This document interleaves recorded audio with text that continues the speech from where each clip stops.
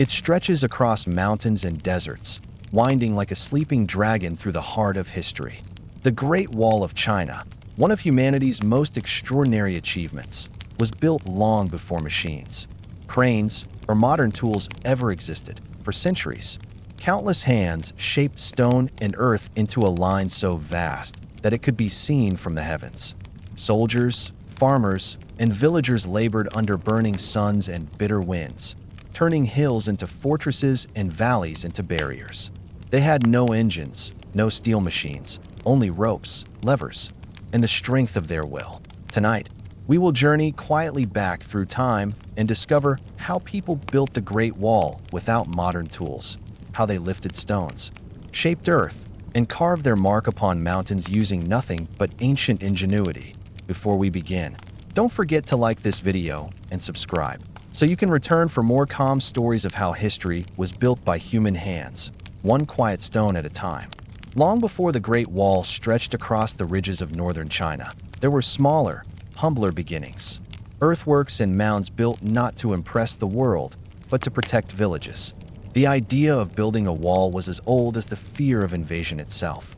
Long before engineers, dynasties, and armies, there were farmers who looked across open plains and wondered how to keep their homes safe. In the early centuries, before unification under a single emperor, China was divided into many small kingdoms and states. These regions often fought with one another, competing for farmland, rivers, and security. Beyond the northern borders lay vast grasslands where nomadic tribes lived, swift horsemen who could cross open terrain easily, their raids sudden and fierce. For settled farmers, whose wealth lay in harvest and home, these raids were devastating. And so, they began to build barriers. First, these barriers were simple: ditches, earthen banks, and wooden palisades made from local materials. Communities dug trenches and piled soil beside them, creating raised embankments that could slow or channel attackers. Over time, the embankments grew higher, the ditches deeper, and the designs more sophisticated. In some regions, thorny bushes were planted atop the mounds, forming living fences that grew denser with each passing season. These earliest walls were not yet the Great Wall, but they were its ancestors. They represented a new idea, that people could shape the landscape itself into a form of protection. Instead of waiting for invaders in open fields, farmers could stand atop mounds and watch the horizon. They could build towers to signal danger, light fires to warn neighbors, and use the land as both shield and sentinel. The building of such walls required no modern tools. People used what they had: spades made of wood or bronze, baskets woven from reeds, and the sheer strength of their bodies. Earth was dug from nearby ground, carried in baskets, poured into long trenches, and packed tight with poles and tampers. Workers stomped and pressed the soil, layer by layer, until the earth was hard as stone. It was a slow, rhythmic labor, the sound of shovels, the thud of tamping, the hum of voices working in unison. In dry regions, where stone was plentiful, villagers used boulders and rocks, stacking them without mortar, fitting each piece by hand. They used levers of wood to lift heavier stones, rolling them along logs when needed. There were no cranes, no pulleys of iron, only clever use of balance and gravity. The work was communal, a duty shared by all. Each man, woman, and youth contributed time and strength, knowing the wall would protect not only themselves, but their children. As small states grew into kingdoms, their rulers began to see walls not only as protection, but as boundaries of power. During the Warring States period, roughly 2,000 years before modern tools, rival states such as Qi, Yin, and Zhao began to build longer and higher walls to mark their territories. What had once been a village fence became a frontier line stretching for miles. Soldiers guarded these walls, and watchtowers rose at intervals where fires or smoke could be used to signal approaching danger. These early fortifications were built entirely by human hands. Tools were simple: shovels carved from hardwood, picks tipped with bronze, baskets, and carrying poles. Work animals such as oxen or donkeys helped move heavier loads, dragging logs and stones across the dirt. Ropes made from twisted hemp held everything together, from lifting frames to carts. Every stage of construction depended on teamwork and repetition. In the lush plains of northern China, Where the soil was fine and dry, builders discovered an ingenious method that would later shape much of the Great Wall: rammed earth. Layers of soil were poured between wooden boards and compressed again and again with heavy wooden rammers. As the boards were moved upward, the wall grew higher. The result was a solid, nearly stone-like structure, smooth, strong, and resistant to erosion. This technique required no advanced machinery, only patience and rhythm. The beating of the rammers echoed across valleys, a steady sound that marked progress as surely as the turning of a wheel when later dynasties arose. Especially under the Qin in the 3rd century BCE, these scattered regional walls became part of a greater vision. Qin Shi Huang, the first emperor, ordered that the old walls of different kingdoms be linked together to form a continuous barrier across the northern frontier. It was not a single wall at first, but a network of fortifications following the contours of the land, up mountains, across rivers, and through deserts. The goal was not simply to build, but to connect, to unify what had once been separate efforts into one vast defense. The workers who built these early sections were not professional engineers. They were soldiers, peasants, and prisoners drawn from across the empire. Some volunteered. Others were sent as punishment or as part of military duty. Yet despite hardship, the work continued, guided by overseers who relied on the simplest of instruments: measuring ropes knotted at regular intervals, plumb lines to keep walls straight, and water-filled troughs to ensure level foundations. They worked by the rhythm of daylight, rising before dawn and stopping only when the sun dipped behind the hills. Every material used came from the land itself. In some regions, builders used packed earth. In others, stone or fired bricks. Near rivers, they mixed clay and reeds, forming a tough, fibrous material that resisted wind and rain. The secret of the wall's endurance lay in adaptation. Each section built according to the terrain and the resources at hand. No machine could have done better, for the builders knew their land intimately. Shaping it with care rather than force, to imagine their work today is to imagine a world filled with sound, the scrape of wood against soil, the crack of stones, the call of overseers urging rhythm and pace. The air thick with dust and effort, the earth trembling with each new layer pressed firm. There was exhaustion, no doubt, but also pride. The knowledge that they were part of something vast, something that would outlast them all. As the years passed, the wall became more than defense. It became symbol of unity, endurance, and the reach of human effort. Though it began as local embankments and simple ditches, built with baskets and shovels, it grew into one of the greatest works ever made by human hands. And all without the aid of machines, only through skill, coordination, and an unending belief that through collective labor, even mountains could be tamed. Thus began the story of the Great Wall, not as a monument of emperors, but as the work of countless ordinary people who turned the earth itself into a barrier strong enough to shape history. When we think of the Great Wall today, stretching across mountains and deserts, it is easy to picture an emperor's dream, a grand design drawn on scrolls, executed with precision. Yet, for those who built it, the wall was not an abstract line across the earth. It was mud beneath their feet, stone against their hands, and sweat in their eyes. It was the weight of baskets filled with earth, the steady swing of a wooden mallet, the rhythm of human labor echoing against the wind. The Great Wall was not built by engineers with modern machines, but by people, hundreds of thousands of them, each performing simple, repetitive tasks that, together, became something immense. The true story of the wall is not only about kings or dynasties, but about the silent endurance of ordinary men and women whose tools were as humble as their lives.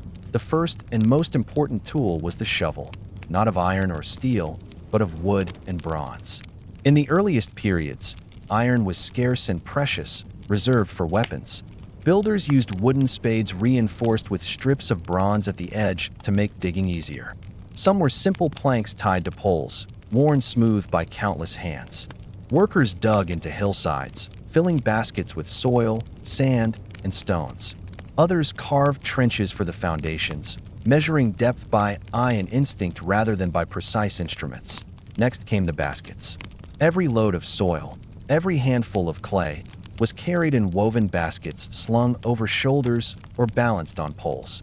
These baskets were made from bamboo, reeds, or willow, strong yet flexible.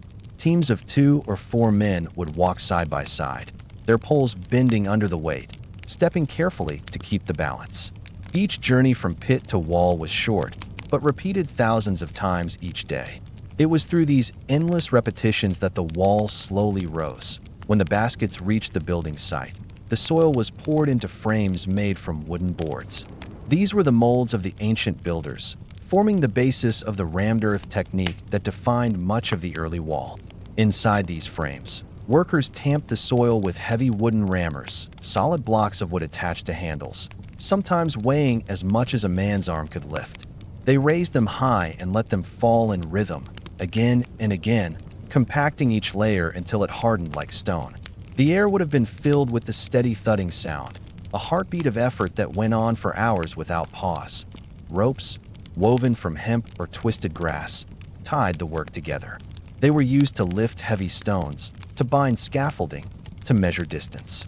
A rope knotted at regular intervals served as a simple measuring tool, each knot representing a fixed length. With these, builders could keep walls straight and even, checking alignment by sight along stretched lines. They used plumb lines made from string and small stones to ensure vertical precision, and simple wooden frames to keep corners square. Carts and sledges carried materials when the terrain allowed, pulled by oxen or donkeys. But in the mountains, where paths were steep and narrow, the work fell back on human shoulders. Stones were rolled on logs, dragged on sledges greased with mud, or levered up slopes with wooden poles. The builders used leverage, not machinery, the simple principle that a long pole could lift a heavy weight when pressed from the right angle. It was slow, deliberate work that required both patience and cooperation. For mixing clay or binding materials, they used spades and hands alike. Earth was combined with straw, reeds, or rice husks to strengthen it. In regions near rivers, builders mixed the mud with lime and sand, stirring it in large pits with bare feet until it reached the right consistency. The sound of sloshing, the feel of the cold mixture between toes, was part of the daily rhythm of labor. Nothing was wasted. Even the most basic material had purpose. Simple hammers and chisels helped shape stones.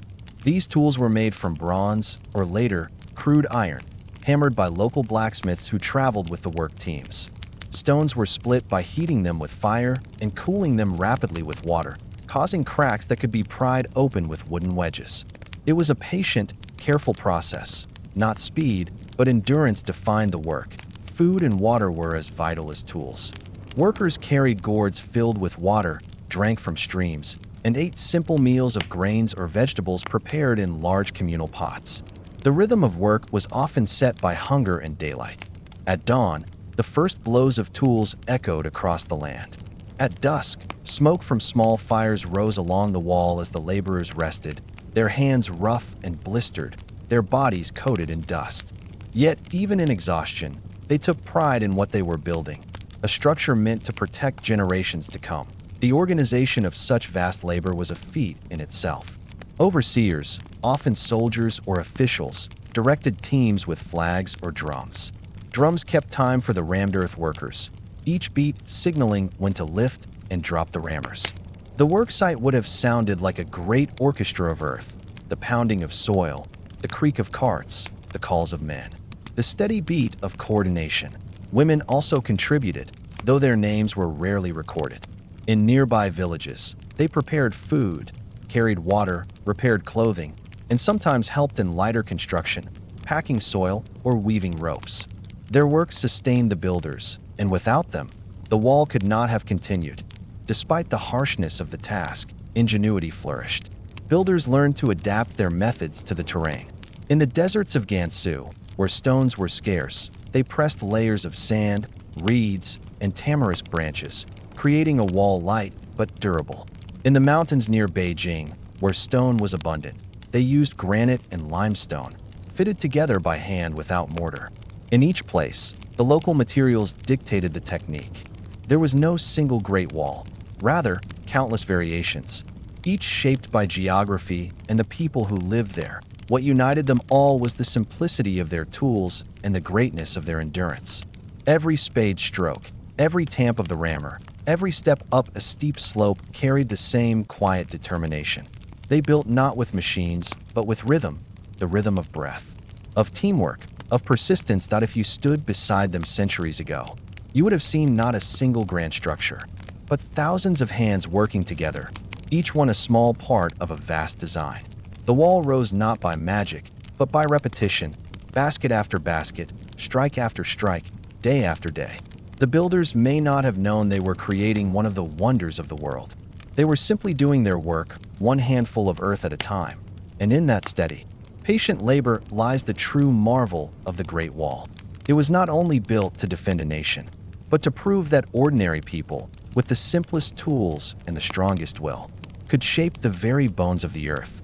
To look at the Great Wall today is to see it winding endlessly across landscapes that seem almost impossible, climbing ridges that slice into the clouds, crossing deserts where nothing grows, and tracing valleys where the wind never rests.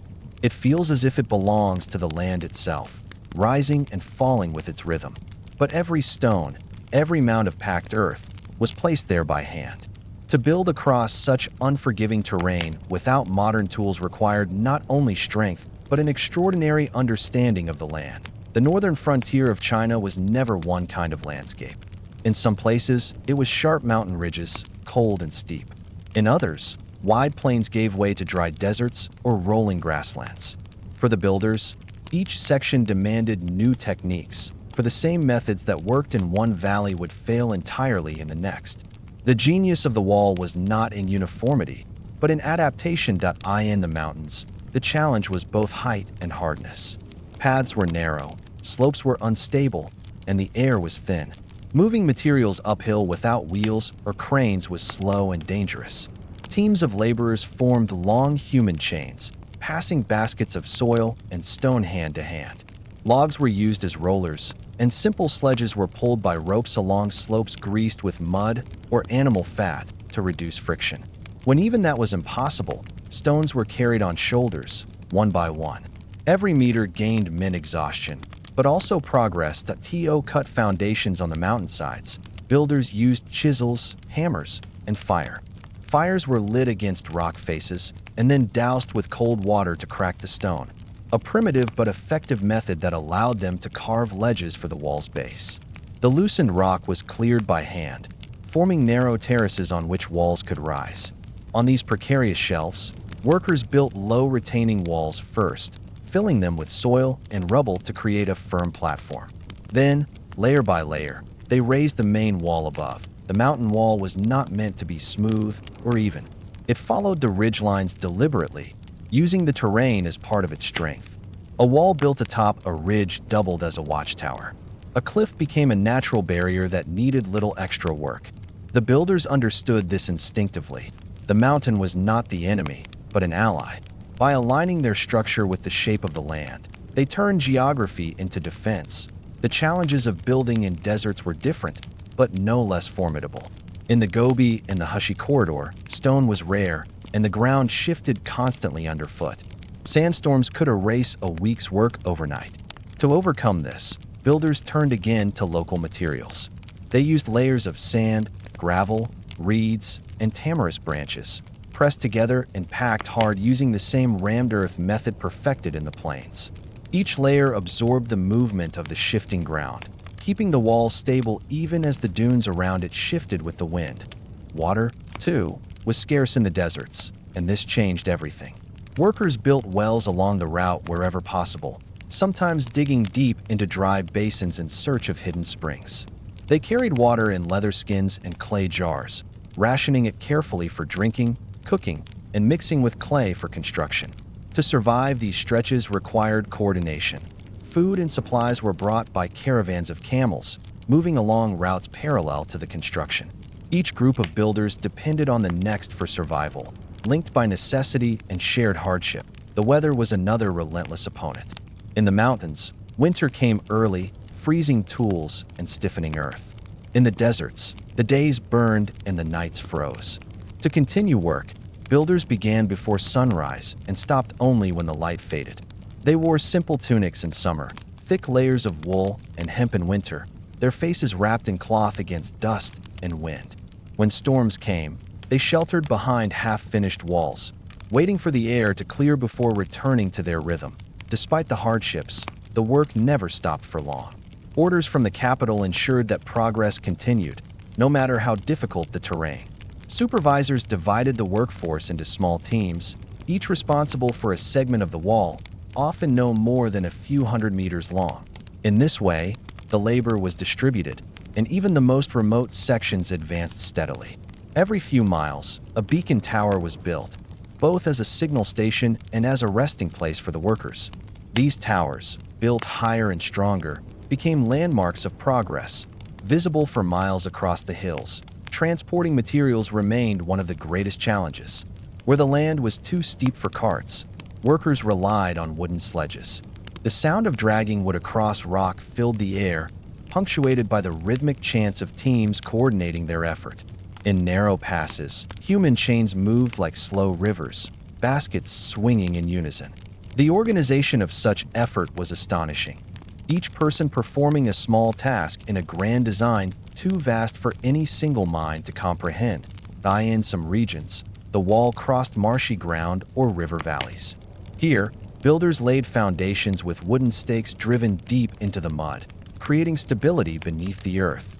In mountain valleys, they used stone from the riverbeds, carried upward in baskets, or rolled in wooden cradles. Each solution was born of necessity, shaped by the environment. The sight of the growing wall must have been both strange and awe-inspiring. Imagine standing in a valley and seeing a thin line of earth winding up the mountain before you. People like ants moving along its crest, lifting, tamping, calling to one another across the distance. The line disappears into mist, then reappears on the next ridge, gleaming faintly under the sun. To those who built it, it was not one structure but 1,000 small sections, each their world of effort, heat, and persistence. Without modern tools, precision came from practice. Builders learned to sense balance, to align by sight, to measure by rope and shadow. They read the slope of the land, adjusting their work so that the wall curved naturally with the terrain. There were no blueprints, only experience, a collective memory of how to make stone stand against gravity and time. In truth, the wall's greatest strength lay not in technology, but in adaptability. Where mountains rose, it climbed with them. Where deserts spread, it anchored itself in sand. Where valleys opened, it bridged them. Each section was a dialogue between human determination and the stubbornness of the earth. When later dynasties restored and expanded the Great Wall, they often built over these ancient foundations. The older walls, made of tamped earth, still stood, proving their strength. The new layers of brick and stone followed the same paths chosen centuries earlier, because the land itself had dictated the only possible routes. The wisdom of those early builders remained embedded in the geography. To build across mountains and deserts without machines was to face nature not as an obstacle, but as a teacher. The builders learned its lessons: where to build, how to balance, when to pause. Their hands carried knowledge as valuable as any tool when we look at the Great Wall today, winding across peaks and dunes, we are not only seeing a monument of stone and earth. We are seeing the record of human patience. Thousands of people who, with nothing but will and understanding, turned impossible landscapes into pathways of defense. Each stone tells of a hand that placed it. Each ridge remembers the echo of footsteps that climbed it. Together, they remind us that even in the harshest places, human beings have always found ways to build, endure, and belong. Among all the ancient techniques used to build the Great Wall, one method stood at the heart of it: the art of rammed earth construction. It was simple, quiet, and astonishingly effective. With no machines, no cement, and no modern materials, people found a way to turn the loose soil beneath their feet into something nearly as hard as stone. This technique allowed the wall to rise across deserts, plains, and mountains alike, a triumph of patience, rhythm, and understanding of the earth itself. The principle was easy to describe, yet incredibly laborious in practice. Builders began by constructing wooden frames, two parallel boards held upright by stakes, forming a long, narrow trough. Into this, They poured layers of earth, about a few inches thick each time. Then came the heart of the work, the ramming. With heavy wooden tools shaped like hammers or clubs, laborers pounded the earth over and over until it compacted tightly. When one layer was firm, another was poured, and the process began again. Slowly, almost imperceptibly, the wall grew upward, each strike binding the soil into strength. The sound of rammed earth work was steady and rhythmic, a deep, dull thud, repeated in endless succession. Teams worked in coordination, their movements almost musical, one side striking as the other lifted. From a distance, it must have sounded like a slow drumbeat rolling across the plains, echoing between the hills. This was not the noise of machines or engines, but the living pulse of human effort. The materials themselves came from the land. Builders used the local soil, carefully chosen for balance. Not too sandy, not too clay-heavy. In dry regions, they mixed it with straw, reeds, or rice husks to give it structure. In colder climates, lime and gravel were added for hardness. Sometimes, water was poured in to make the earth easier to compact. Other times, builders worked with it dry, relying on shear force to compress it. Each handful of soil was tested by feel, each mixture adjusted by experience rather than formula. The process demanded strength, but even more so, patience. Each section of wall, perhaps only a meter high and a few meters long, could take several days to finish. The builders could not rush, for if the earth was not packed tightly enough, it would crumble in the rain. If packed too hard too soon, it could crack. They learned to read the sound of the rammers, the change in tone that told them the earth was ready. It was an art of listening as much as of labor. The rammed earth walls were not uniform. Their color reflected the land they came from. Pale yellow in the lush plains, reddish brown in the desert, gray near the mountains. From afar, the wall seemed to grow straight out of the ground, its hues blending naturally with the hills around it. Even centuries later, many of these walls still stand, weathered but strong, because they were built not against the earth but in harmony with it. The structure of a rammed earth wall was deceptively simple. Once one layer of the frame was complete, the wooden boards were lifted upward, leaving the hardened earth below as a foundation for the next section. The boards were secured with wooden pegs and ropes, adjusted by eye to ensure alignment. In some places, the walls were reinforced with layers of reeds or brushwood placed horizontally between earth layers, a primitive form of internal support that helped resist cracking in areas exposed to heavy rain. Builders coated the finished walls with a layer of clay mixed with straw or with lime plaster. This formed a protective skin that repelled water and added durability. The surface, when dry, became smooth and solid, catching the light like sun-baked stone. Over time, this surface hardened even further, compacted by wind and weather until it was nearly as firm as rock. What made this method so enduring was its flexibility. Stone was expensive and scarce in some regions, but earth was everywhere. Rammed earth construction allowed builders to use whatever lay beneath their feet. The wall became a reflection of its surroundings. Earth turned into architecture. In this sense, every section of the Great Wall was unique, shaped by its environment and by the hands that built it. The technique also had a remarkable efficiency. Rammed earth walls were thick, often several meters wide at the base, tapering slightly as they rose. This made them strong against both weather and attack. Even when centuries of wind and rain wore away the surface, the compacted core remained firm. Archaeologists today can still see the tool marks from the ancient rammers, faint impressions in the hardened soil, the fingerprints of long-forgotten laborers, for those who worked with rammed earth. The process was both exhausting and strangely meditative. The repetition, the rhythm, the slow transformation of loose dust into solid wall. It created a sense of quiet progress. Workers could see the results of their effort in the growing height of the structure, each layer like a page in a book of endurance. It was work that demanded cooperation. One person could not build a wall alone. It took teams moving in perfect coordination, each depending on the other's pace. Tools for this craft were simple but carefully made. The rammers were often carved from hardwood such as elm or oak, shaped so that the handle and head balanced evenly. Some were round, others flat. A well-used rammer grew smooth and dark with sweat and friction, its surface polished by years of use. These tools were precious, passed from one worker to another, repaired, and reused over many seasons. There was also a science to the layering. Builders alternated between coarse and fine materials, knowing that this combination gave the wall resilience. Fine soil filled the gaps between larger grains, creating a dense matrix. The result was a structure capable of lasting not for years, but for centuries. Where modern cement might crack, the ancient rammed earth flexed gently with the land, absorbing changes without breaking to eye in the mountains. The technique was adapted to fit uneven ground. Instead of level courses, the builders rammed the earth along the slope, creating steps that followed the terrain.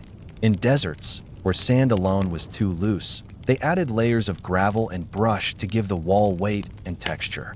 Each region developed its own variation, an evolving conversation between people and place. When later dynasties began to rebuild parts of the wall with brick and stone, they often laid these new materials directly over the old rammed earth cores. The ancient foundations, though made of soil, were still strong enough to bear the weight. This durability is perhaps the greatest testament to the skill of those early builders. What they made by hand has endured wind, frost, and centuries of silence. To imagine them at work is to picture a long line of men and women under the open sky. Their movements are slow but steady.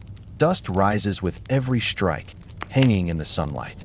Voices murmur softly, instructions, encouragement, the rhythm of teamwork.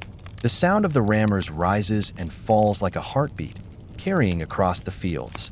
In that quiet repetition, they turn the earth into memory, each blow echoing through time. The art of rammed earth construction was never about speed or spectacle. It was about trust in the materials, in one another, in the belief that small, steady effort could create something enduring. It was a dialogue between humanity and the land, where patience became strength. Even now, when modern machines can build walls in days, there is something deeply human in the slow, careful craft of ramming earth. It reminds us that progress is not always measured in speed, but in endurance. The Great Wall's ancient builders understood this truth better than most. With nothing more than wood, soil, and rhythm, they created something that would stand long after their own names were forgotten. When the Great Wall was finally standing, its endless ridges stretching like a scar across the mountains and plains, its purpose was not only to divide or defend. It was also to shelter those who lived and watched upon it. For behind every stretch of stone and packed earth stood people, soldiers, messengers, cooks, herders, and watchmen, whose daily lives turned the wall from a structure of defense into a living frontier. To serve on the Great Wall was both an honor and a hardship. Soldiers stationed there lived at the very edge of the empire, far from the warmth of cities and markets. Their task was to guard, to observe, and to endure. They watched the horizon for dust clouds that might signal riders approaching from the north. They lit fires to send warnings that could travel hundreds of miles in a single night. And in the long, quiet hours between alarms, they waited, through freezing winters, scorching summers, and the endless winds that swept the steppe. The wall itself was more than a barrier. It was an entire system of life.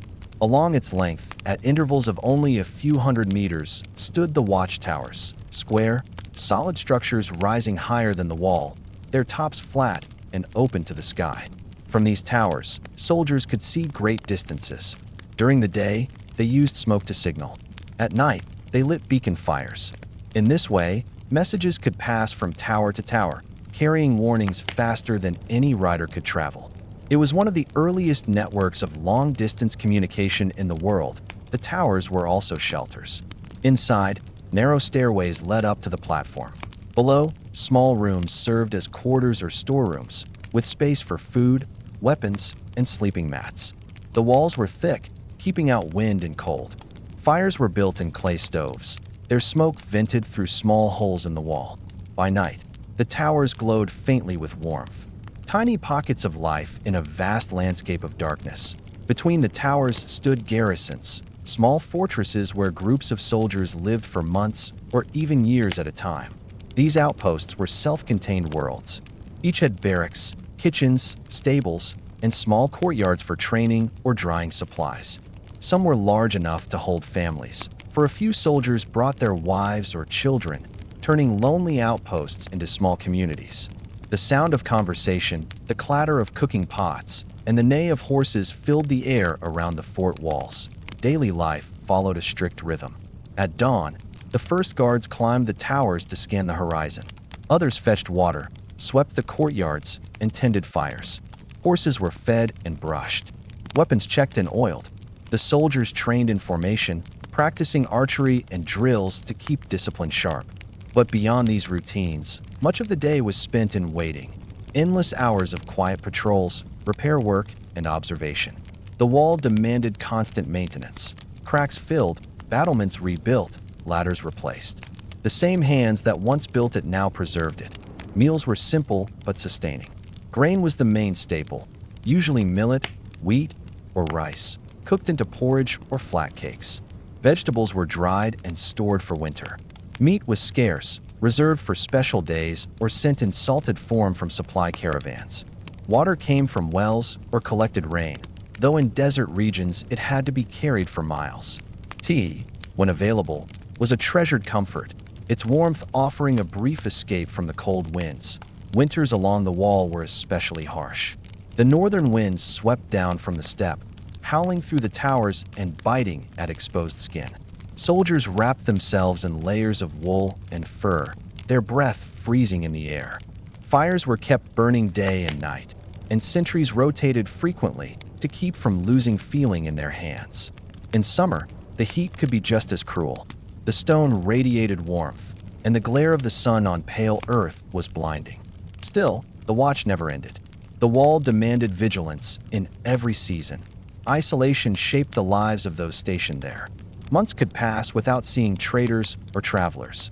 Letters from home arrived rarely, carried by government couriers moving along supply routes. To fight loneliness, soldiers carved songs and poems into the walls of their watchtowers. Some verses still survive, simple lines about home, longing, and endurance. One might imagine them whispering their words into the wind, hoping their voices might somehow reach their distant families. Despite the hardships, there was pride in service. To guard the frontier was to defend the empire itself, to stand where few dared to live. Each soldier knew that the wall's safety depended on his watchfulness, and that the peace of villages far behind the lines rested on his endurance. In this sense, the Great Wall was not only a physical defense, but also a moral one, a test of discipline, loyalty, and courage. The system of signaling across the towers was one of the most remarkable aspects of life along the wall. When scouts spotted movement in the distance, perhaps riders, perhaps a caravan, they reported to the tower chief. If danger was confirmed, fires were lit at once. A single column of smoke might mean a small incursion. Several fires burning together could signal a large force. The next tower, seeing the smoke, would repeat it, and so on, carrying the warning along the entire frontier. In clear weather, the message could travel hundreds of miles in a single day. To maintain this network required discipline and coordination. Every tower had supplies of dried grass, oil, and wood for fires. Soldiers practiced lighting signals quickly, even in high winds. In storm or snow, they used mirrors and flags by daylight, torches by night. The rhythm of these signals became as much a part of daily life as meals or patrols. Trade and communication slowly grew around the wall. Merchants traveled along its base, exchanging goods between regions. Small villages sprang up nearby, supplying the garrisons with food and materials. Farmers tilled fields in the valleys below, their crops protected by the soldiers above. Life along the wall became a narrow but enduring belt of civilization, a line of human presence stretching across wilderness. And yet, it was a lonely life. When night fell and the fires burned low, the world seemed immense and silent. The stars above the wall shimmered like frost, and the wind carried the sound of wolves across the plains. From the towers, soldiers watched the darkness, wondering what moved beyond their sight. They were both guardians and prisoners of their post, bound to the wall that protected others. Still, there were moments of beauty. The dawn light over the mountains, turning the wall gold. The first warmth of spring after a long, bitter winter. The sight of travelers arriving safely under the soldiers' protection. These quiet moments reminded them why they endured, because their labor, their patience, and their watchfulness were what allowed peace to exist behind them. In time, generations of soldiers would live and die along the wall. Their names were rarely recorded, their stories mostly forgotten, but their presence was what kept the wall alive. The Great Wall was not merely a monument of earth and stone, it was a monument of lives. Each watchtower was a home, each patrol a step in a journey that stretched across centuries. Even now, when one walks along the ruins, the echoes remain. The sound of boots on stone, the faint trace of smoke-stained walls, the feeling of solitude beneath a vast sky.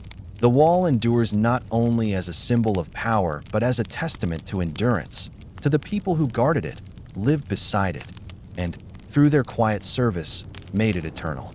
The Great Wall may seem like a single, silent monument, a vast ribbon of stone and earth stretching across ridges and valleys. But behind every visible section lay an invisible network of labor, supply, and planning. The building of the wall did not end when the last stone was placed. It continued through the endless movement of food, tools, clothing, and materials needed to sustain both the workers and the soldiers who lived along it. The true greatness of the wall was not only in its height or length, but in the hidden effort that kept it alive. To understand how such a structure could survive for centuries, one must imagine the thousands of small paths and roads that once ran alongside it.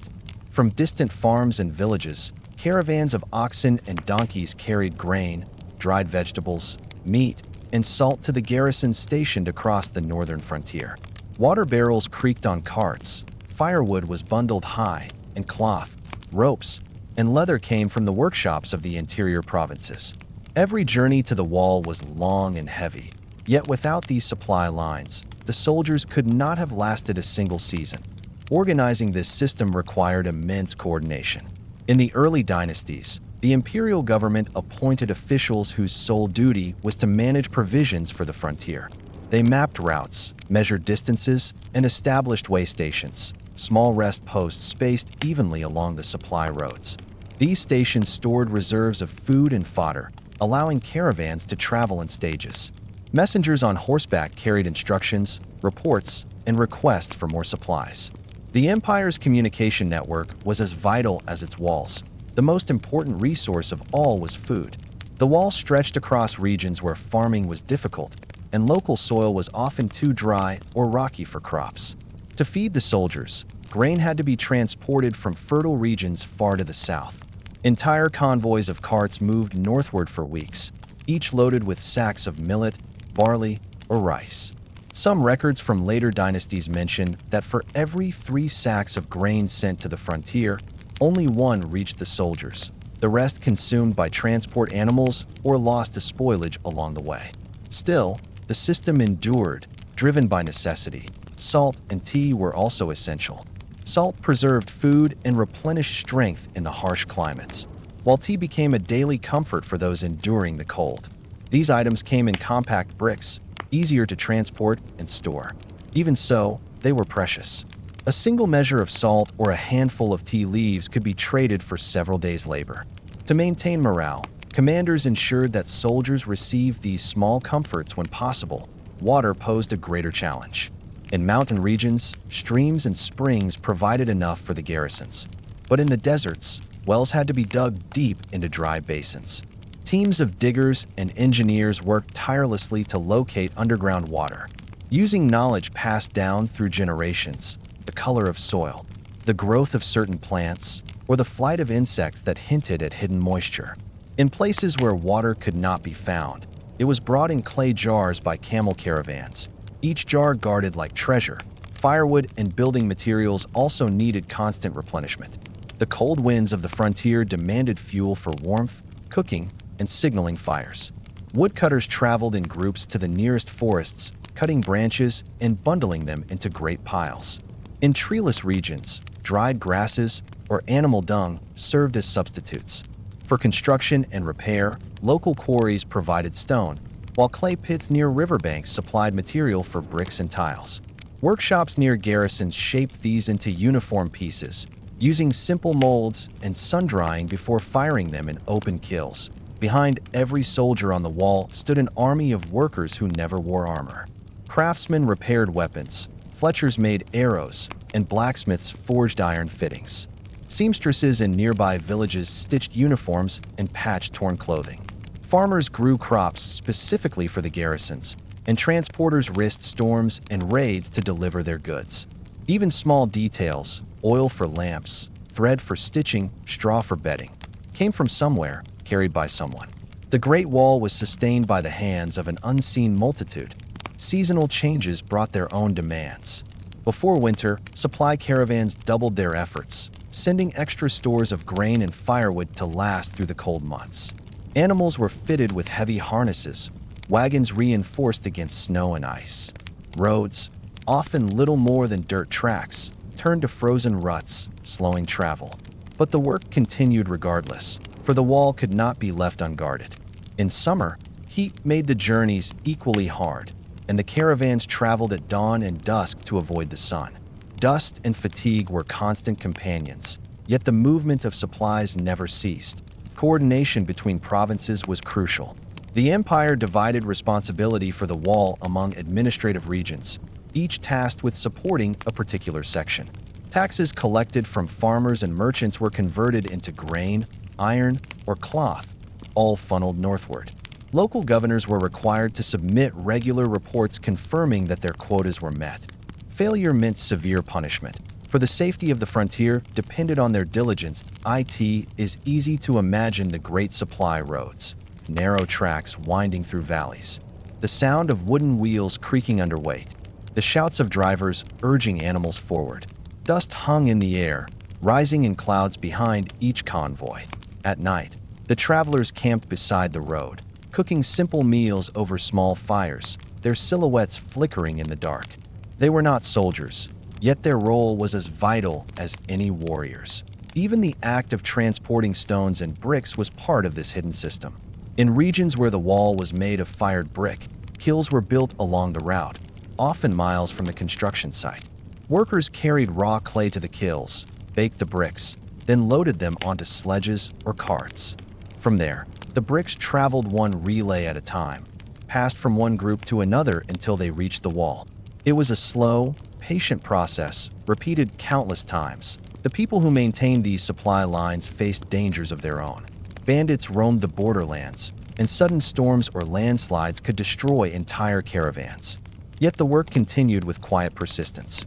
For every soldier who watched from a tower, there were dozens of laborers who ensured that he had food to eat, water to drink, and fuel for his fire. Communication between the supply bases and the wall relied on couriers. These messengers rode swift horses along designated routes, carrying bamboo slips inscribed with reports and requests. They traveled day and night, stopping only at relay stations where fresh horses waited. The fastest could cover hundreds of miles in a few days. The empire's heartbeat pulsing between the frontier and the capital. This hidden network, the roads, the wells, the workshops, the hands, was what made the Great Wall possible. Without it, the stones would have fallen silent, abandoned to wind and time. The wall's endurance was not just a matter of construction, but of maintenance, the continuous effort to feed, supply, and repair what had been built. Even centuries later, the remains of this unseen infrastructure can still be found. Ancient roadbeds carved into rock, collapsed storehouses, and the traces of old kilns mark the paths where caravans once moved.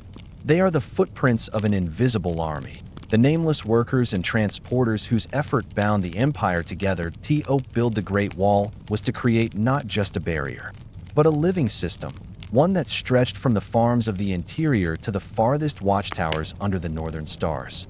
It was a masterpiece not only of architecture, but of organization and endurance, and perhaps that is what makes it so quietly remarkable. The Great Wall was not built in a single heroic moment, but sustained through the patient, daily labor of countless people whose names history has forgotten. Their footsteps formed the veins that fed the wall's heart. Without them, the stones would have crumbled long ago. Long after the dust of construction had settled, the Great Wall stood not merely as a line of defense, but as a silent symbol of something far greater. To the empires that rose and fell behind it, the wall represented unity, the strength of many regions bound under one purpose.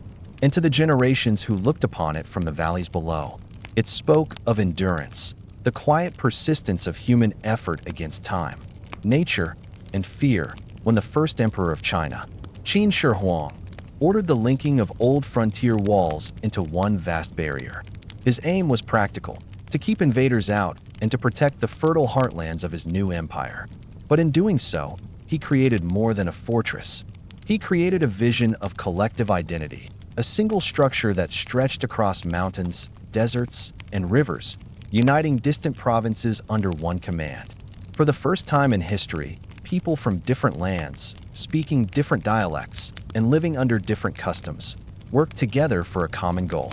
The wall became the spine of a newly unified realm that it is easy to imagine the sight of it then, a ribbon of earth winding through the horizon, its surface alive with workers and soldiers, its towers glowing with fire at night. Every kingdom, once separate, now contributed its strength.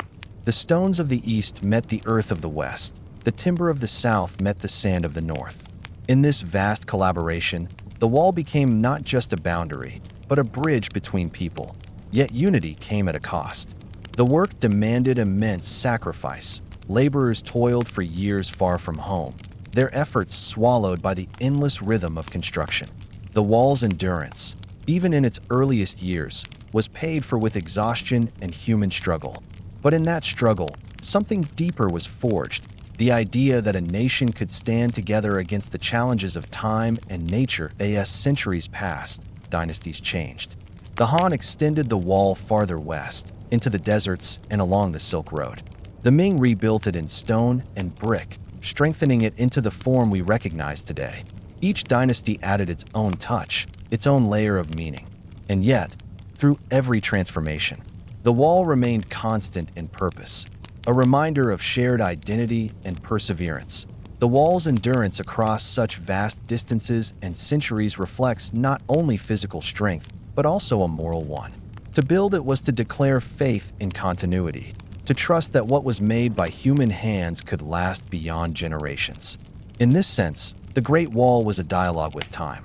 Each dynasty that repaired it spoke to the next, saying, "We will continue where you left off." In many ways, the wall became a mirror of the people themselves. When the empire was strong, the wall stood firm, well guarded and maintained. When the empire weakened, the wall began to crumble, neglected and broken. Its condition reflected the unity or disunity of the nation behind it. And yet, even when neglected, it endured. The earth did not forget the shape it had been pressed into, and the stones still clung to the ridges. Nature, though fierce, respected its stubbornness. The wall's symbolic power reached beyond defense. It defined boundaries, not only between lands, but between chaos and order, between safety and the unknown. For those who lived behind it, the wall marked the edge of civilization, a line beyond which the world grew wild. For those who approached from the other side, it was both a challenge and a warning. That within lay a people organized, enduring, and watchful. But over time, the wall also became a symbol of human connection rather than separation. The very roads built to supply it turned into trade routes. Merchants followed the line of watchtowers, carrying goods and stories from east to west. Cultures met at its gates, exchanged ideas, languages, and traditions. What began as a barrier slowly became a thread, binding together lands it was once meant to divide. For the soldiers who guarded it, the wall represented duty. For the builders, it was labor. For emperors, it was power. But for history, it became a quiet testament to endurance, proof that the human spirit, though fragile, can create something lasting through patience and unity. The wall endures not because it was perfect, but because it was persistent. Its endurance is all the more remarkable when one remembers the tools that built it: wooden spades, woven baskets, ropes, and bare hands. No cranes, no engines, no modern scaffolding. The same earth that resisted the builders eventually became their ally. The soil they packed turned to stone. The land they shaped held its form for millennia. The wall's continued presence, weathered but strong, is a message across time that greatness is born not from power alone, but from collective effort sustained through generations. Even when dynasties fell and wars swept across the land, the wall remained. It outlasted emperors, invasions, and eras of silence. Wind and sand wore it down, yet never erased it. Villagers built their homes from its bricks. Travelers traced its path like a memory.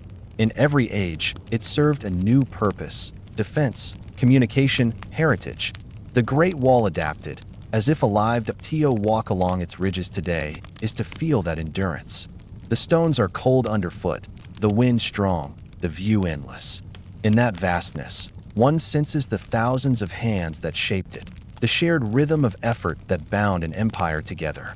Each tower, each curve of the wall, is a mark of unity carved into the land itself. In quiet moments, when the mountains glow under the morning sun and the valleys below still sleep, the wall seems less like a fortification and more like a whisper of history. It tells a story of people who believed in building something larger than themselves, who worked not for reward but for legacy. And perhaps that is why it has endured when so much else has vanished. The Great Wall stands because it was never only stone and earth. It was vision, collaboration, and patience. It was the embodiment of an idea that through unity and shared endurance, even the wildest landscapes could be tamed, and even the longest centuries could be crossed. In the end, the Great Wall's true strength lies not in its height or its length, but in what it represents: the power of human cooperation, the will to persist, and the belief that together, people can build something that lasts beyond time. When the first stretches of the Great Wall were built, they were little more than lines of packed earth running across the ridges of northern China. Yet century after century, dynasty after dynasty, the wall evolved, rebuilt, expanded, strengthened, and sometimes forgotten. Like a living thing, it grew, decayed, and was reborn, reflecting the fortunes of the empires it guarded. To trace its history is to trace the rise and fall of the Chinese state itself, each generation leaving its mark upon the stones. The earliest forms of the wall appeared long before the unification of China during the chaotic warring states period. Then, the land was divided among rival kingdoms, each fearful of invasion from its neighbors and from the nomadic horsemen who rode across the northern plains. These first walls were made of earth and timber, practical, quick to build, and suited to local terrain. They served not as monuments, but as boundaries, defining the reach of power. When Qin Shi Huang unified China in 221 BCE, he inherited several of these walls and saw in them an opportunity. For the first time, the scattered fortifications could be joined into a single line of defense. Under his command, hundreds of thousands of laborers, soldiers, peasants, and prisoners were sent north to connect and extend the walls.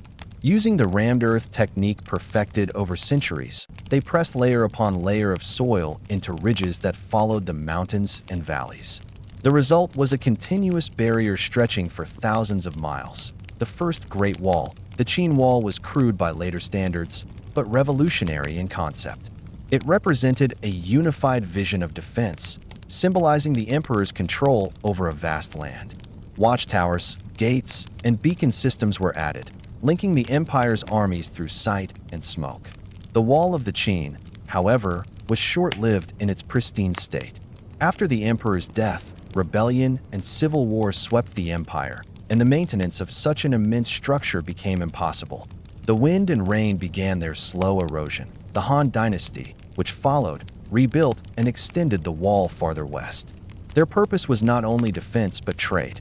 The wall now guarded the routes of the Silk Road, protecting caravans carrying silk, spices, and ideas between China and distant lands. The Han added fortresses, outposts, and administrative centers along the line, transforming the frontier into a bustling network of life. Where once soldiers had stood in lonely isolation, traders, messengers, and settlers now mingled. The wall became both shield and artery, keeping dangers out while allowing commerce and culture to flow through. In the centuries that followed, periods of strength and decline left their marks upon the wall. When the empire was secure, maintenance waned. When the frontier was threatened, new sections were raised again. The Northern Wei, the Sui, and the Tang each rebuilt parts of it, adapting its design to new needs. During these ages, the wall was less a single structure than a collection of fortifications, watchtowers, and military colonies, a flexible system responding to shifting threats. The Mongol invasions of the 13th century brought great changes. The powerful horsemen of the steppe crossed easily through gaps in the old walls, sweeping deep into the heart of China. When the Yuan dynasty was established under Mongol rule, the need for the wall diminished. For nearly a century, it was neglected, its stones left to weather in silence. Grass grew where soldiers once stood, and the wind whispered through abandoned towers. Then came the Ming dynasty in the 14th century, a new era of rebuilding and ambition. The Ming emperors saw the wall not only as a defense, but as a symbol of their strength and legitimacy. Over 2 centuries, they transformed it into the form most familiar today, the long, sinuous structure of brick and stone that crowns the mountains north of Beijing. Unlike the earthen ramparts of earlier dynasties, the Ming Wall was engineered with remarkable precision. Bricks were baked in kilns near the construction sites, stones were quarried from nearby hills, and lime mortar bound them together with enduring strength. Watchtowers were rebuilt at regular intervals, their roofs tiled and their windows fitted for archers. Large fortresses, some the size of small towns, anchored the line at strategic passes. Within these, barracks, stables, and granaries housed garrisons ready to respond to threats at a moment's notice. The beacon system was refined to an art: smoke by day, fire by night, mirrors for sunlight signals, and flags for coded messages.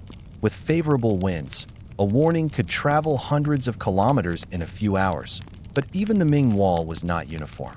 In some places, it was a majestic stone rampart, broad enough for horses to ride across its top. In others, it remained a simple earth mound or trench. The materials always followed the land. Where granite was plentiful, stone ruled. Where clay dominated, brick and earth prevailed.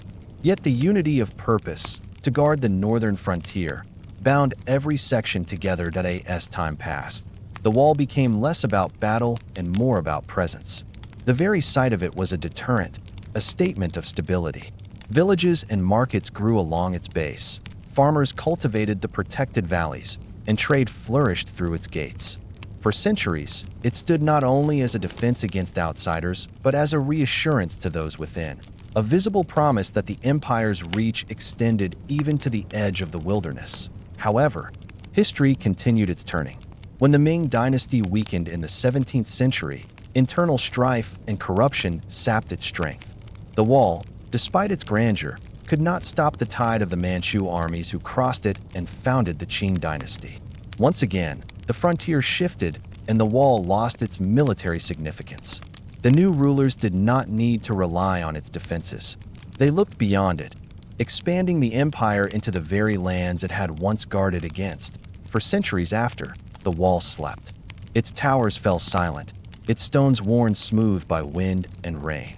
Villagers took bricks to build homes. Farmers plowed fields across its base, and herders led their flocks through its broken gates. Yet even in decay, it endured. Its shape still traced the horizon. Its shadow still stretched across the hills. Travelers and poets began to see it not as a fortification, but as a monument to perseverance, a relic of human ambition etched into the landscape. In the modern age, the wall found new life again. Scholars studied its routes. Archaeologists uncovered forgotten sections buried by time, and restoration began on its most famous stretches. No longer a line of war, it became a line of memory, a bridge between past and present. Tourists walked where soldiers once patrolled, and the echo of footsteps along its stones spoke of admiration rather than fear. Through all these transformations, from defense to decay, from neglect to renewal, the wall remained constant in one sense. It continued to represent endurance, whether guarded by armies or watched by travelers. Whether whole or broken, it spoke the same truth, that human hands, guided by patience and purpose, can shape the land itself into something lasting. Every dynasty that touched the wall left a layer of history upon it, like sediment laid down by time. The earth of the Qin, the stone of the Han, the brick of the Ming, all still exist, side by side, along its endless spine. And so, when one looks upon the Great Wall today, one does not see a single monument, but 1,000 years of effort, hope, and adaptation woven together. It has changed with every century, but it has never truly vanished. Like the empire it once defended, it has fallen and risen again, carrying forward the memory of all who built it. Every great monument gathers stories around it, and the Great Wall of China, with its vast reach and silent endurance, has inspired more tales than most. For over 2,000 years, travelers, poets, soldiers, and villagers have looked upon its endless path and wondered who built it, why it was made, and what secrets it might still hold beneath its stones. While historians measure its bricks and chart its miles, ordinary people have always measured it in stories, tales of love, loss, and loyalty whispered from one generation to the next. Perhaps the most famous of all is the legend of Meng Jiangnu, the woman whose tears brought down the wall. It is said that during the time of the Qin dynasty, when the first emperor ordered the unification of the walls, countless men were taken from their homes to labor in the north. Among them was a newly married husband, who was seized from his wedding celebration and sent to the frontier before his bride could even say goodbye. Months passed. When winter came and snow fell across the villages, the young wife, Meng Jiangnu, grew worried. She sewed warm clothes for her husband and began the long journey north to find him, walking for weeks through mountains and cold winds. But when she reached the construction site, she was told the terrible truth. Her husband had died from exhaustion, and his body had been buried beneath the wall itself. Heartbroken, she wept for days beside the stones. Her grief was so deep, the legend says, that the heavens took pity on her. The ground trembled, and a great section of the wall collapsed, revealing the bones of the dead beneath. Meng Jiangnu buried her husband properly, then vanished from the earth. Some say she threw herself into the sea, others that she turned into stone, forever guarding the memory of those who suffered. This story, told and retold for centuries, transformed the Great Wall from a symbol of power into one of compassion and humanity. It reminded people that behind the emperor's command were countless lives, anonymous laborers whose strength and sacrifice built the foundation of empire. Even emperors were said to weep when hearing her tale, for it spoke of love stronger than fear and sorrow deeper than authority. Other legends grew in the shadow of the wall, blending myth with memory. Some said that dragons had guided its path, mighty celestial serpents that wound across the land, showing builders where the wall should follow. They believed that to defy the dragon's route would bring disaster, so the wall was made to follow its natural curves, climbing ridges and descending valleys just as a dragon would slither through the mountains. Even today, locals refer to it as the dragon that lies upon the land. Another story tells of the ghosts of the dead who still guard the wall. Because so many lives were lost during its construction, soldiers, peasants, and prisoners, people believed that their spirits lingered to protect the border they had died for. At night, travelers spoke of seeing pale lights flickering along the towers, as though watchfires still burned where no one lived. The wind, moaning through cracks in the stone, was said to be the voices of those who never went home. To the superstitious, this was not frightening but comforting. The wall was alive, watched over by those who built it.in villages near the wall. Smaller stories blossomed, tales of hidden treasure buried beneath the stones, of secret tunnels that led to forgotten chambers, of lovers who carved their names into bricks to ensure they would be remembered. Some stories told of bandits who disguised themselves as builders to sneak into fortresses, others of hermits who lived in abandoned watchtowers, meditating above the clouds. During the Ming Dynasty, when the wall was rebuilt in stone, soldiers stationed at lonely outposts filled their long nights with stories. Around their campfires, they imagined that the wall stretched beyond the horizon, circling the entire world.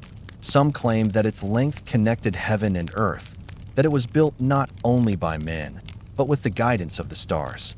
When shooting stars streaked across the sky, soldiers said they were sparks falling from the celestial wall that mirrored their own on earth. Folklore also gave meaning to the natural sounds of the wall, the cry of the wind. Through its towers was believed to be the lament of the ancient builders. The creak of shifting stones at night was said to be the wall whispering secrets to itself, remembering every hand that touched it. In some regions, families offered small bowls of rice or incense to the wall before traveling through its gates, asking it to protect them from misfortune. Poets, too, added to its mythology. In verse after verse, the wall appeared as a symbol of both endurance and solitude. Tang poets wrote of soldiers who died far from home, watching the northern lights above the frontier. Song poets compared the wall to the human heart, strong on the outside, vulnerable within. Even when the empire was at peace, the Great Wall remained a reminder of effort, distance, and longing. Over the centuries, these stories blurred the line between truth and imagination. Historians studied the wall's structure, while storytellers gave it a soul. And perhaps both were right. For in every great work of human hands, there are two walls, one of stone and one of memory. The first can crumble, but the second lives on through stories that end this way. The wall became part of Chinese identity not only through its size, but through its voice.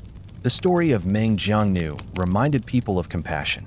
The tale of the dragon spoke of harmony with nature. The ghost lights of the towers told of loyalty that outlasted death. Together, these legends transformed the Great Wall from a physical defense into a spiritual one, guarding not only the land but the imagination of the people. Even today, when visitors walk along its battlements, guides and locals still whisper fragments of these tales. They point to the curves of the wall and say, "See how it follows the dragon's spine." They speak of the weeping woman whose tears still glisten on the stones after rain. They talk of the glow seen on moonless nights. When the past seems to stirred, it is fitting that a structure meant to separate people instead became a source of shared stories. Across generations, emperors and peasants, scholars and soldiers, travelers and poets all found meaning in the same stones. The wall, once a line of division, became a thread of connection, linking memory, myth, and history into one long, unbroken story. And so, the Great Wall endures not only in the earth, but in words, told beside fires, written in poems, and carried in whispers along the wind that still moves over its peaks. Tonight, as we leave behind the quiet ridges and long shadows of the Great Wall, it's worth pausing to remember what it truly represents. It is easy to look upon its stones and see only defense, a wall meant to divide, to keep danger out. Yet beneath that idea lies something deeper, something softer, the unbroken patience of countless hands, the endurance of a people who refuse to yield to time or to the elements. For over 2,000 years, the wall has watched seasons pass, snow falling upon its peaks, wind brushing against its battlements, grass reclaiming its edges. It has seen empires rise and fade, soldiers come and go, and still it stands, quiet as a mountain, patient as the earth itself. Its builders are long gone, their names forgotten, yet their rhythm remains. Pressed into every layer of stone and soil, the Great Wall was never only about strength.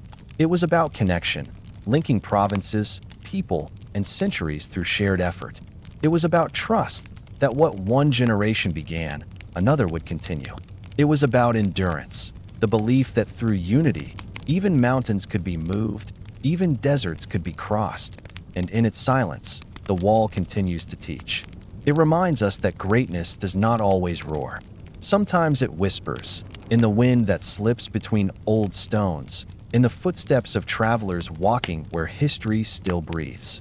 It reminds us that what endures is not only what is built, but what is remembered. When we look upon the Great Wall today, stretching beyond the horizon, we are not simply seeing a monument of the past. We are seeing a conversation across time, between laborers and emperors, between the living and the dead, between the world that was and the one that still continues. It endures because it was born from patience. It speaks because it was shaped by countless voices. And it stands because the hands that built it believed that something made together could outlast them all. Thank you for joining this calm journey through history.